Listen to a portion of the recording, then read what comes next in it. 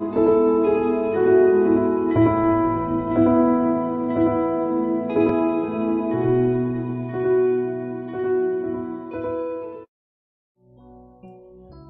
noite, irmãos e irmãs. A graça e a paz do Senhor estejam presentes na sua vida, na sua família. É uma alegria muito grande estarmos juntos mais uma vez para cultuar ao Senhor, para louvarmos e exaltarmos ao Deus da nossa salvação. Queremos acolher a todos vocês que nos acompanham agora através da internet. Que Deus possa abençoar cada vida, cada coração, e que esse tempo seja um tempo muito especial para todos que nos acompanham. Que os louvores do Senhor possam encher o lugar onde você está, que a palavra de Deus encontre também espaço no seu coração, e que apesar do distanciamento social, apesar do distanciamento físico, estejamos unidos, estejamos juntos no mesmo espírito, no mesmo objetivo, que é cultuar, adorar ao Senhor nosso Deus. Eu quero iniciar esse momento lendo um versículo da palavra de Deus, conforme está escrito em Lucas capítulo 24, versículo 32. Diz assim a palavra de Deus. Lucas capítulo 24, versículo 32. É o texto que conta para nós a experiência dos discípulos no caminho de Emaús. Lucas 24, 32. Está escrito: e disseram um ao outro: porventura não nos ardia o coração quando ele pelo caminho nos falava, quando nos expunha as escrituras? Porventura não nos ardia o coração quando ele pelo caminho nos falava, quando expunha as escrituras? Que coisa linda, meus irmãos e minhas irmãs, o depoimento desses discípulos que tiveram a oportunidade de ter a companhia de Jesus caminhando com eles por aquela estrada. E depois daquele momento o testemunho deles foi esse: que a companhia de Jesus, a presença de Jesus ali ao lado deles, expondo a palavra, a companhia de Jesus fez com que o coração deles ardesse. O coração deles ardeu com a presença de Jesus, com a companhia de Jesus, com a palavra do nosso Senhor e Salvador. Essa deve ser também a nossa expectativa nessa noite, que a presença de Jesus conosco, enquanto o invocamos agora, enquanto nos colocamos na presença dele para cultuá-lo, que a presença dele, que a companhia dele faça arder o nosso coração. Esse tem sido um dia abençoado para as nossas vidas. Hoje pela manhã, quando participamos aqui da Santa Ceia, e os irmãos passaram aqui, muitos de vocês passaram em frente à igreja para pegar os elementos, para participar da ceia. Algo que tocou muito meu coração foi perceber a emoção, foi perceber o sentimento de muitas pessoas que, ao terem contato com o pão, com o vinho, ao terem contato com os elementos, com a comunhão do corpo e do sangue de Cristo, não se contiveram e derramaram lágrimas. Aqueles que não derramaram lágrimas, era visível o brilho no olhar, a alegria. Foi algo que marcou muito o meu coração. Perceber o quanto o povo de Deus se permite ainda sensibilizar por estas coisas, o quanto ainda é importante para cada um a comunhão, a presença de Jesus em nossas vidas. Que nessa noite possamos ter essa mesma experiência, possamos permitir que a presença do Senhor, a companhia do Senhor, a comunhão com o Senhor faça arder o nosso coração enquanto louvamos, enquanto adoramos, enquanto ouvimos a sua palavra. Vamos então orar, entregando a Deus as nossas vidas e oferecendo a Ele o culto que agora iniciamos, porque é para a honra e para a glória do nosso Deus. Oremos. Pai querido, nós em nome de Jesus estamos reunidos mais uma vez, distantes fisicamente, mas próximos, unidos no poder do Teu Espírito Santo, unidos no amor que temos pelo nosso Salvador, unidos na intenção de adorar aquele que deu a vida para nos salvar, aquele que derramou o sangue na cruz, pagando o preço dos nossos pecados. Estamos unidos no desejo de cultuar a esse Deus tremendo, a esse que nos resgatou, a este que nos salvou. Queremos cultuá-lo nessa noite e os nossos corações se unem nesse propósito, enquanto estamos aqui para cultuá-lo. Abençoa então cada vida que nos acompanha nessa noite. Onde quer que esteja chegando essa transmissão, o Teu Espírito Santo se faça presente, o Teu Espírito Santo quebrante os corações e possamos derramar diante de Ti o nosso louvor e a nossa adoração em espírito e em verdade. Fica conosco e nos abençoe e recebe esse culto, que seja agradável ao Teu coração, pois esse é o nosso objetivo. Oramos em nome de Jesus. Amém e amém. Amém. Que alegria a gente poder cultuar o Senhor, a gente poder estar junto. Que alegria para mim poder contar aqui também com o Ministério de Louvor nessa noite, para juntos a gente adorar o nosso Deus, a gente encher esse lugar aqui da presença de Deus, de louvor e de adoração. Então quero convidar esses irmãos e irmãs amados, amadas aqui ao altar do Senhor, para a gente hoje, mesmo sem a sua companhia aqui no templo, a gente hoje abrir os nossos lábios, adorar o nosso Deus, exaltar o Senhor, mesmo com máscaras, mesmo mantendo aqui uma certa distância, mesmo com todas as restrições que esse tempo impõe para nós, mas não há restrição para a nossa adoração, não há restrição para um coração quebrantado, não há restrição para um coração que ama a Cristo. Então que não haja restrição nesse momento aí na sua casa, que não haja restrição para você expressar a sua gratidão, expressar o seu amor àquele que te amou primeiro e que se entregou por ti naquela cruz. Vamos adorar ao Senhor com o Ministério de Louvor, em nome de Jesus. É motivo de grande alegria podermos estar aqui neste momento para louvar e adorar o nosso Deus, o único digno de ser exaltado e adorado. E a palavra de Deus em Salmos, no capítulo 108, do versículo 1 ao versículo 3 diz: Firme está o meu coração, ó Deus. Cantarei e entoarei louvores de toda a minha alma.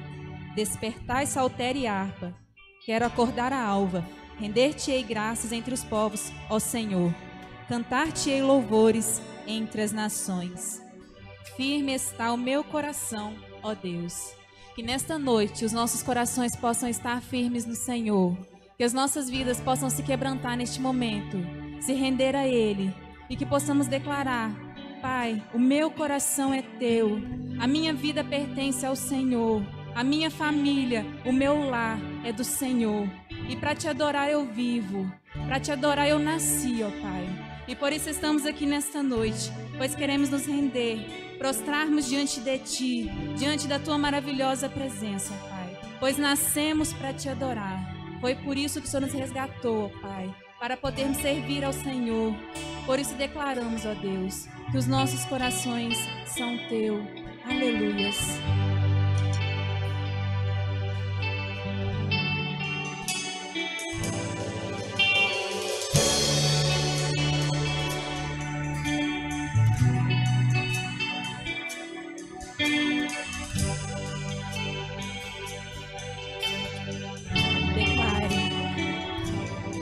Aleluias, Deus.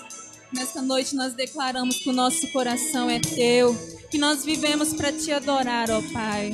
Pois Tu és o Alfa, o Ômega, o início e fim. Tu és soberano, Tu és o nosso Deus, o nosso Senhor e o nosso Salvador. A Ti seja a honra, a glória que é devida ao Teu santo nome, Pai. Receba estes louvores, pois é tudo para a honra e glória do Teu santo nome. Exaltado e bendito seja o Senhor, hoje e para todos sempre. Aleluias. Amém.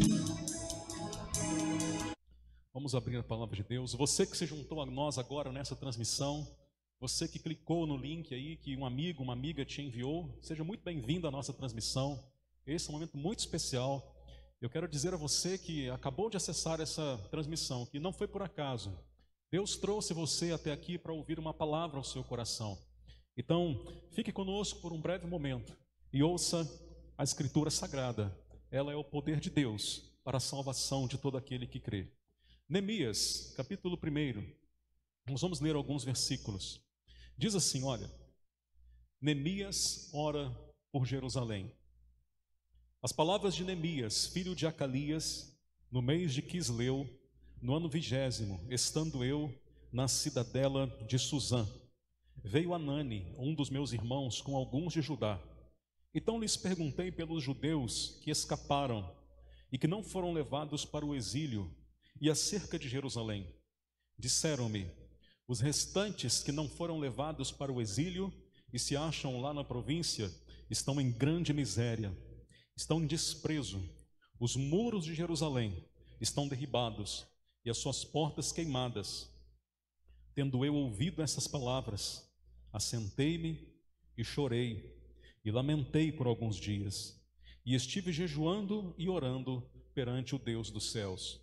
E disse: Ah, Senhor, Deus dos céus, Deus grande e temível, que guardas a aliança e a misericórdia para com aqueles que te amam e guardam os teus mandamentos. Estejam, pois, atentos os teus ouvidos e os teus olhos abertos para acudires à oração do teu servo, que hoje faço a tua presença dia e noite pelos filhos de Israel, teus servos. E faço confissão, atenção, e faço confissão pelos pecados dos filhos de Israel, os quais temos cometido contra ti, pois eu e a casa de meu pai temos pecado, temos procedido de todo corruptamente contra ti, não temos guardado os mandamentos, nem os estatutos, nem os juízos que ordenastes a Moisés teu servo. Lembra-te da palavra que ordenaste a Moisés teu servo, dizendo: se transgredirdes, eu vos espalharei por entre os povos, mas se vos converterdes a mim e guardares os meus mandamentos e os cumprirdes, então, ainda que os vossos rejeitados estejam pelas extremidades do céu, de lá os ajuntarei e os trarei para o lugar que tenho escolhido para ali fazer habitar o meu nome. Estes ainda são teus servos e o teu povo, que resgataste com o teu grande poder e com tua mão poderosa. Ah, Senhor, estejam, pois, atentos os teus ouvidos à oração do teu servo e aos teus servos que se agradam de temer o teu nome. Concede que seja bem-sucedido hoje o teu servo e dá-me mercê perante este homem. Nesse tempo eu era copeiro do rei. Amém. Não feche a sua Bíblia, deixe ela aberta. Vamos orar mais uma vez e o Espírito Santo vai iluminar essa palavra para que você tenha o entendimento dela e para que ela fale ao seu coração. Pai, a tua palavra foi lida e o que queremos nesse momento é exatamente isso, a iluminação do Espírito Santo. Que teu Espírito Santo faça com que não seja apenas uma mera letra, mas que essa palavra fale agora ao nosso coração e de todos que nos acompanham. Em nome de Jesus. Amém e amém. Meus irmãos e irmãs, há alguns dias atrás eu estava andando de carro com um colega e eu presenciei uma cena que me chamou muito a atenção. A certa altura do caminho, aquela famosa luzinha amarela do painel do carro acendeu. Sabe aquela luz do combustível? Quando a gasolina está acabando, quando a gasolina chega ali na reserva e acende aquela luz amarela ou vermelha, né? E quando eu vi aquela luz acender no painel, geralmente é uma luz grande, né? Intencionalmente para chamar a atenção dos motoristas. Os motoristas perceberem que há uma necessidade urgente de abastecer o carro, a gasolina está acabando. Quando aquela luz acendeu, me chamou muito a atenção daquele motorista. Eu estava no banco do carona e a atitude dele foi a seguinte: quando a luz acendeu, ele disse: essa não, a luz acendeu, está acabando a gasolina. E ele então foi lá e começou a bater no painel do carro em cima da luz. Começou a bater ali, a clicar em cima daquela luz. E eu fiquei olhando para aquilo, fiquei sem reação, fiquei sem falar nada. E por um bom tempo ele ficou ali, batendo o dedo em cima do painel da luz, a luz amarela, a gasolina acabando. E ele falando: ai, ai, ai, a gasolina está acabando, e batendo o dedo ali em cima do painel, no lugar da luz. Eu acho que você nunca fez isso, né? Espero que não. Mas eu fiquei olhando para aquela cena e aquilo me deixou perplexo, me deixou sem reação. Por quê? Porque o que nós tínhamos ali então? Nós tínhamos um problema. Qual era o problema? O problema é que a gasolina estava acabando. E diante de um problema, diante de uma dificuldade, nós temos que resolver a dificuldade. Nós temos que achar a resposta para aquele problema, a resposta para aquela dificuldade. E qual é a atitude que resolveria essa dificuldade? A atitude certa para resolver esse problema seria parar num posto e abastecer e encher o tanque. Mas ao invés dessa atitude, a atitude do motorista foi ficar batendo ali em cima da luz Como se essa atitude fosse resolver alguma coisa, como se essa atitude fosse dar alguma resposta àquele desafio que surgiu diante de nós. E eu fiquei refletindo sobre isso, eu fiquei pensando sobre isso, e cheguei a pensar que na vida espiritual, na nossa caminhada, às vezes isso acontece conosco, e eu quero usar esse texto para falar sobre isso com vocês nessa noite. Muitas vezes na vida surgem dificuldades, muitas vezes na vida surgem situações que afligem o nosso coração. E a grande questão não é se essas situações vão surgir ou não, elas surgem mesmo.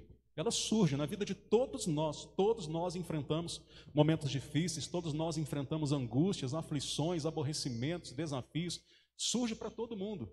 A questão é como nós reagimos, como nós respondemos a elas, é o que nós vamos fazer para resolver. O que nós vamos fazer para resolver aquela situação, o que nós vamos resolver para superar aquela crise, para vencer aquela angústia. E diante dessa situação, o que pode acontecer? Às vezes nós fazemos o que aquele motorista fez. Fica tomando uma atitude que não resolve. Uma atitude que não adianta. Aquela atitude dele de bater lá em cima da luz do combustível, aquela atitude não resolve o problema. É preciso ter a atitude certa para resolver o problema, para resolver a situação de aflição. E nesse sentido eu olho para Neemias. Eu encontro na história de Neemias um exemplo de alguém que fez isso, que fez a coisa certa. O exemplo de alguém que de repente se deparou com um grande problema, com algo que causou muita tristeza ao coração dele. E o que ele fez? Uma atitude que não resolveria nada? Não, ao contrário. Ele tomou atitudes que mudaram a realidade. Ele tomou atitudes que transformaram aquele cenário, que fez com que ele tivesse uma superação daquele problema. O problema surgiu, a angústia surgiu, a tristeza surgiu, e a atitude dele foi uma atitude eficiente, uma atitude que fez com que ele superasse aquela dificuldade que ele estava enfrentando, e não como aquela situação daquele motorista que ficou lá batendo na luz do combustível, acabando uma atitude que não resolve o problema. Muitas vezes nós fazemos isso, sabia? Muitas vezes nós estamos diante de alguns temores, de algumas angústias, e às vezes nós tomamos atitudes erradas. Às vezes nós ficamos igual aquele motorista, tomando atitudes que não resolvem, fazendo coisas que não vão dar em nada, tomando ações que não vão resolver o problema. Vamos olhar para a história de Neemias para nós aprendermos um pouco com isso. Bom, nós estamos falando de um período muito difícil para o povo de Judá e de Jerusalém. Depois de anos consecutivos de pecado e de transgressão, o Senhor permitiu que viesse o cativeiro sobre o reino do sul, sobre o reino de Judá. Esse cativeiro não veio pelos assírios, como aconteceu com o reino do norte de Israel. O cativeiro do reino do sul veio pela mão dos babilônicos, do rei Nabucodonosor. O império babilônico dominou o que já pertencia ao império assírio, e o império babilônico avançou contra Judá. E dessa vez encontrou Judá distante dos caminhos do Senhor, numa sequência de muitos séculos de desobediência, muitos séculos de transgressão à lei do Senhor. Com algumas exceções de períodos na história de Judá, onde Judá foi governada por reis piedosos, como Joás, como Ezequias, como Josafá, com exceção do período de tempo que esses reis governaram, a maioria dos reis, a grande maioria dos reis de Judá foi como os reis de Israel, fizeram o que era mal aos olhos do Senhor. E por conta disso, vem agora o juízo sobre Judá e Jerusalém através do Império Babilônico. A Babilônia invade Jerusalém, destrói Jerusalém, espalha o povo, leva o povo para o cativeiro babilônico. Depois de muitos anos, um outro grande império se levanta, o Império Persa. O Império Persa domina o Império Babilônico, e tudo que pertencia ao Império Babilônico passa agora a pertencer ao Império Persa. E nesse tempo, os cativos de Judá que estavam lá sobre o domínio babilônico passam agora a estar sob o domínio e sob o serviço do Império Persa. Dentre esses cativos nós encontramos Neemias. Importante contextualizar essa história para que você compreenda bem. Neemias está lá na corte do rei servindo como copeiro. É um cargo de confiança, é um cargo que trazia para ele uma condição de estabilidade, de conforto. E a certa altura chega até ele um contemporâneo que vem lá de Judá. Judá, como eu disse, havia sido destruída, o povo levado cativo, e apenas os mais pobres haviam sido deixados lá no meio dos entulhos da cidade. E Neemias então pergunta para o seu compatriota, para o seu irmão: como é que estão as coisas lá em Jerusalém, na minha terra? Tanto tempo que eu não tenho notícias, tanto tempo desde que tudo aconteceu. Como é que estão as coisas lá na minha terra com o meu povo? E as notícias foram as piores possíveis. A notícia que chega é que aqueles que ainda estavam lá na província estavam em profunda miséria. A cidade estava destruída. Os muros estão destruídos. Podemos retomar aqui o versículo 3, quando disse: o restante dos que não foram levados para o exílio se acham lá na província, estão em grande miséria, estão em desprezo. Os muros de Jerusalém estão derrubados e as suas portas estão queimadas. Essa notícia causa uma profunda tristeza no coração de Neemias, quando ele fica sabendo que os seus compatriotas, o seu povo, a sua nação, a sua cidade está em desprezo, está em miséria, está tudo destruído, e os que estão lá estão passando fome, não têm um teto sobre a sua cabeça, estão numa profunda miséria. E aquilo causa um impacto, causa uma angústia, causa uma tristeza muito forte no coração de Neemias. A palavra de Deus diz que quando ele enfrenta essa situação, ele ouve essas palavras, ele se assenta, ele chora e ele lamenta por alguns dias. Nós percebemos então que essa notícia causou um grande impacto na vida de Neemias. E agora eu quero trazer para as nossas vidas. Muitas vezes isso acontece conosco também. Recebemos uma notícia que causa um grande impacto no nosso coração. Vivenciamos coisas que nos causam profunda angústia e profunda tristeza.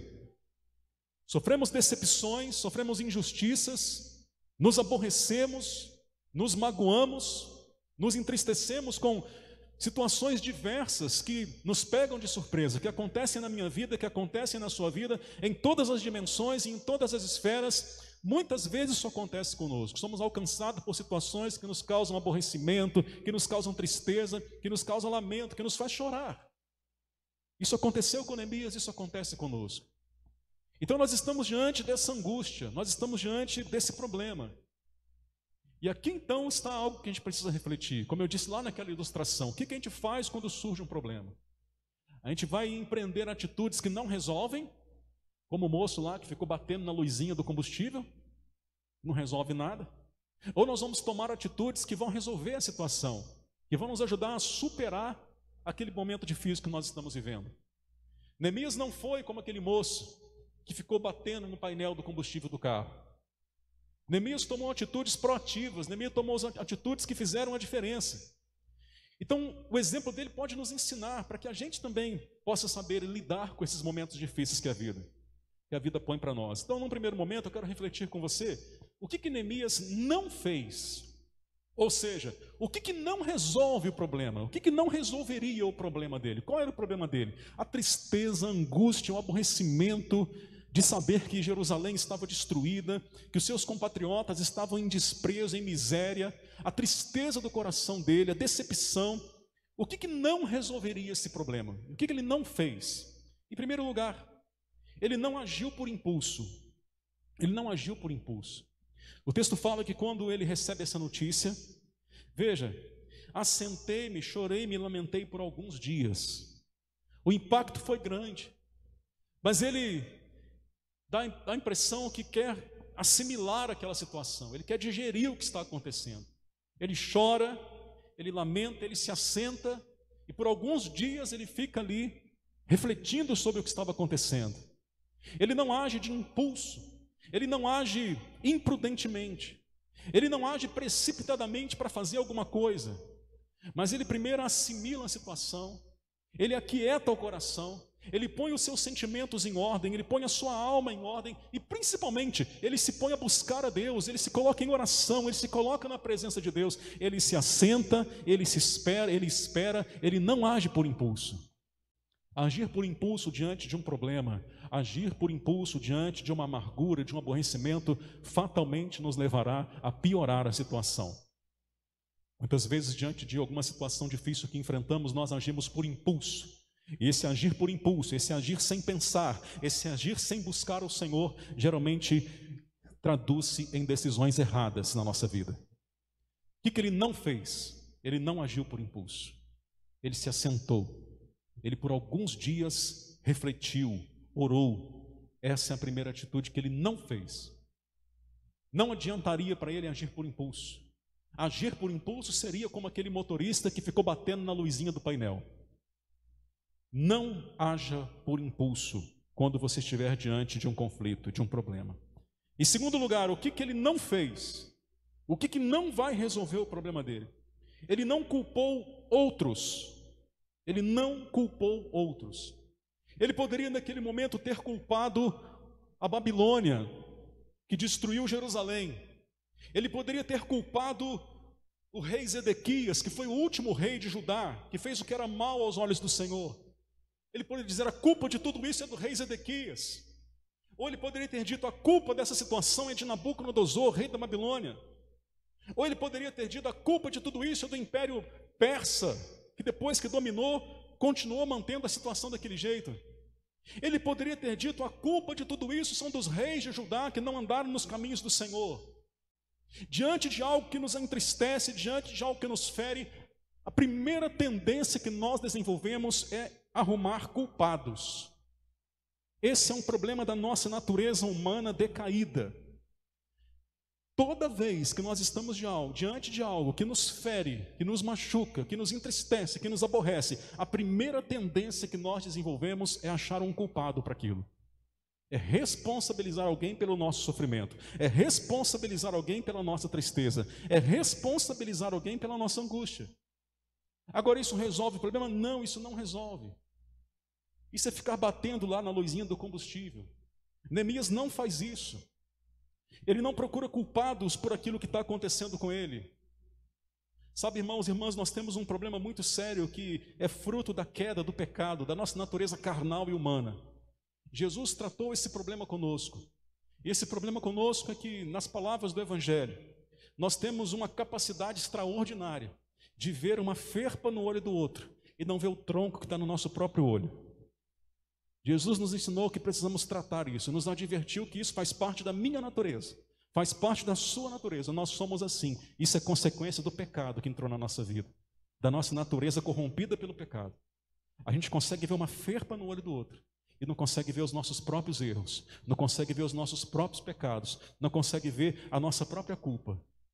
E quando acontece algo que nos abate, quando acontece algo que nos aborrece, que nos amargou, que nos causa amargura, não adianta ficar procurando culpado. Neemias não fez isso. Não fez isso. Então, o que não resolveria o problema de Neemias? Em primeiro lugar, não agir por impulso. Em segundo lugar, não arrumar culpados. Essas ações seriam comparadas àquela ação de a gasolina estar acabando e a pessoa tentar resolver aquilo batendo lá no painel. Não resolve, não adianta. Então, caminhando já para a conclusão, para a gente entender o que esse texto vai nos ensinar agora de positivo, continuar nos ensinando, a pergunta é: o que resolveria o problema dele? O que vai resolver? E a primeira atitude que vai resolver o problema, com certeza, é buscar ao Senhor, ao Deus dos céus. Versículo 4. Ao ouvir aquelas palavras, assentei-me, chorei e lamentei por alguns dias. Veja, ele se abate, ele chora, ele lamenta, mas ele não ficou estacionado ali no seu lamento. Ele jejuou e orou perante o Deus dos céus. Às vezes nós somos atingidos por más notícias, por tristezas, por decepções, por angústias, e a lamentação toma conta de nós, o choro toma conta de nós, o aborrecimento toma conta de nós, a tristeza toma conta de nós. O que, olhando para a nossa perspectiva da fragilidade humana, é compreensível, até de forma natural, mas o que não pode acontecer é nós estacionarmos ali no lamento, é nós estacionarmos no choro, é nós estacionarmos na mágoa, no rancor, no ressentimento. Ele, no primeiro momento, ele sente tudo isso, ele lamenta, ele chora, mas ele não fica estacionado no seu lamento, ele não fica estacionado remoendo aquele aborrecimento, remoendo aquela mágoa. O texto diz que então ele se dirige ao Deus dos céus em jejum e em oração. Ele faz isso porque o Senhor é o nosso refúgio, o Senhor é a nossa fortaleza, Ele é o nosso socorro bem presente na hora da tribulação. E é essa atitude que resolve, é essa atitude que responde ao momento. Buscar ao Senhor, não estacionar no lamento, não estacionar no aborrecimento, mas reagir, correndo para os braços do Senhor, encontrando esconderijo na sombra do Altíssimo, encontrando refúgio naquele que é o nosso rochedo, naquele que é a nossa fortaleza. Essa atitude resolve, e ele faz isso, ele busca ao Senhor. Mas note que ele toma outras atitudes. O que vai resolver o problema? O que ele faz que vai responder aquele problema? Ele busca o Senhor e ele faz um conserto com Deus. Ele conserta o que está errado. A impressão que dá, porque logo depois do versículo 4 vem a oração. No versículo 4 fala que ele fica ali alguns dias chorando, lamentando, refletindo sobre tudo aquilo. E a partir do versículo 4, então, ele ora ao Senhor. E nesta oração, então, nós podemos entender que o conteúdo desta oração é o fruto da reflexão dele naqueles dias em que ele tentou entender o que estava acontecendo lá com Judá. E é muito interessante, porque a maior parte dessa oração, o conteúdo dela é uma oração de conserto, é uma oração de arrependimento. O que vai resolver o problema? Conserto, arrependimento. Na oração dele, ele pede perdão pelos seus pecados e pelos pecados da nação. Do versículo 5 ao versículo 11, ele ora falando: Senhor, isso está acontecendo por causa do pecado, isso está acontecendo por causa do nosso erro. E quem conhece a história de Judá sabe disso, que o povo de Judá, o reino de Judá, durante séculos viveu distante do Senhor, durante reinados consecutivos, salvo algumas exceções. Esse povo de Judá, essa nação, andou no pecado, andou na idolatria, andou no paganismo, andou na iniquidade, e durante todo esse tempo Deus usava os profetas para dizer: arrependam-se, senão virá o juízo, arrependam-se, senão vocês serão espalhados pela terra, arrependam-se, voltem-se para mim, consertem a sua vida. E Judá ignorava a voz de Deus, e o povo não ouvia o Senhor chamando para o conserto. Neemias então tem uma clara concepção de que tudo aquilo que estava acontecendo nada mais era do que a consequência das próprias atitudes, a consequência do próprio pecado que reinou em Judá durante séculos seguidos. Então o que ele faz para resolver o problema? Ele conserta a vida, ele clama por arrependimento, ele avalia o que está errado, e ele pede perdão, ele se converte, ele ora em atitude de intercessão, ele se coloca como intercessor pelo povo, e ele fala: Senhor, perdoa os meus pecados, perdoa os nossos pecados. Ele faz essa autocrítica, ele faz essa reflexão, e isso é uma atitude valiosa para a gente vencer os problemas, para a gente vencer as adversidades. Essa é uma atitude que dá resultado. Muitas vezes, irmãos e irmãs, nós passamos por dificuldades por causa da nossa negligência espiritual. Muitas vezes o que se acarreta sobre nós nada mais é do que fruto das nossas próprias escolhas. E nesses casos, o que vai resolver, a atitude que vai trazer resposta, a atitude que vai trazer um resultado eficiente para superar aquele problema, é o conserto, é a confissão, é o arrependimento. Neemias faz isso.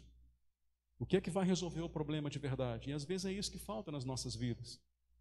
O que vai resolver o problema é consertar o que está errado na nossa vida, é avaliar o que está errado e consertar. É o que Neemias faz. Essa é uma atitude que vai desencadear na solução daquele problema.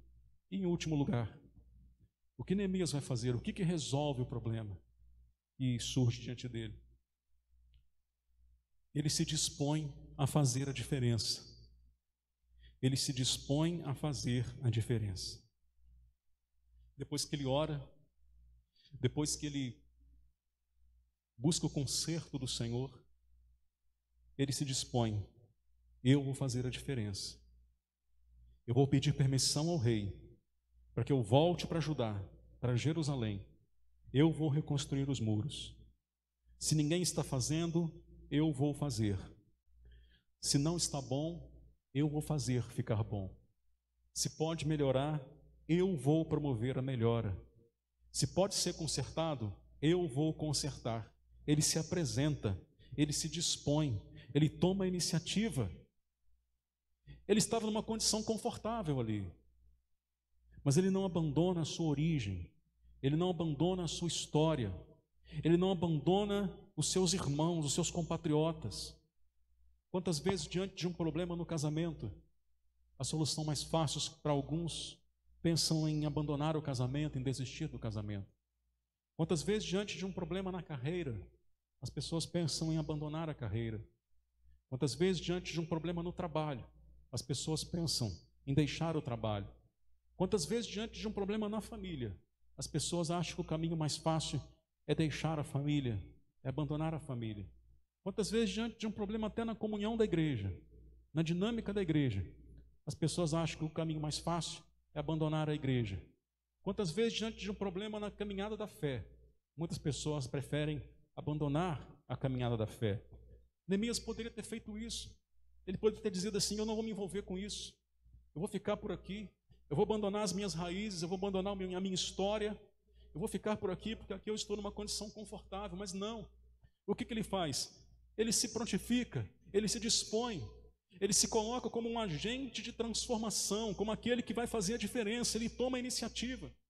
E nos capítulos seguintes, você conhece a história, ele vai até o rei, ele pede autorização para voltar a Jerusalém, ele consegue recursos e ele vai reconstruir os muros, vai reconstruir a cidade, e Jerusalém será reconstruída, Jerusalém será restaurada, o povo poderá voltar para a cidade, e a nação será reedificada, a cidade será reedificada. Por quê? Porque alguém deu a resposta certa ao problema, e a resposta não é fugir do problema, a resposta é se colocar como um agente de Deus para a transformação daquela realidade.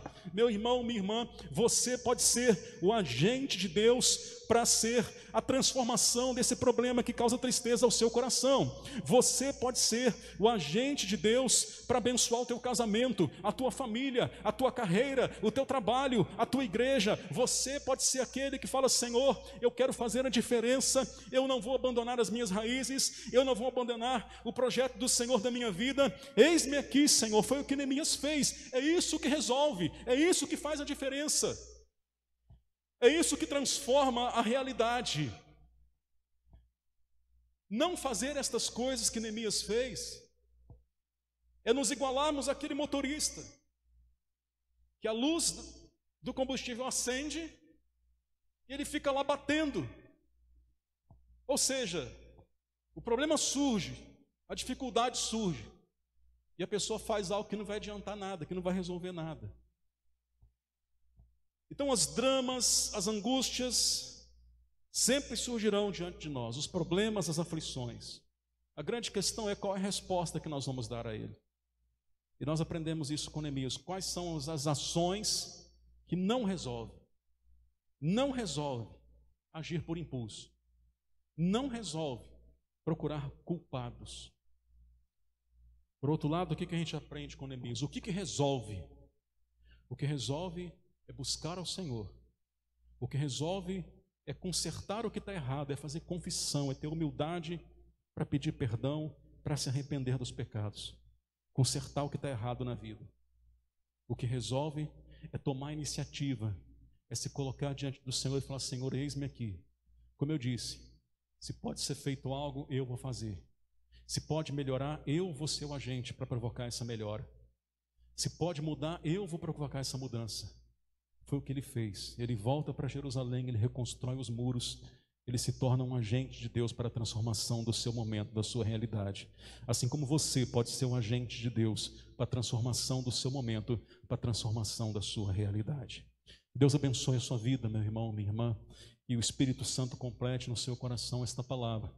Eu creio que todos nós enfrentamos nossas lutas, todos nós enfrentamos as nossas mazelas, as nossas aflições, nossos aborrecimentos, nossas crises, mas eu creio, à luz das Escrituras, que todos nós podemos dar uma resposta certa aos problemas que surgem diante de nós.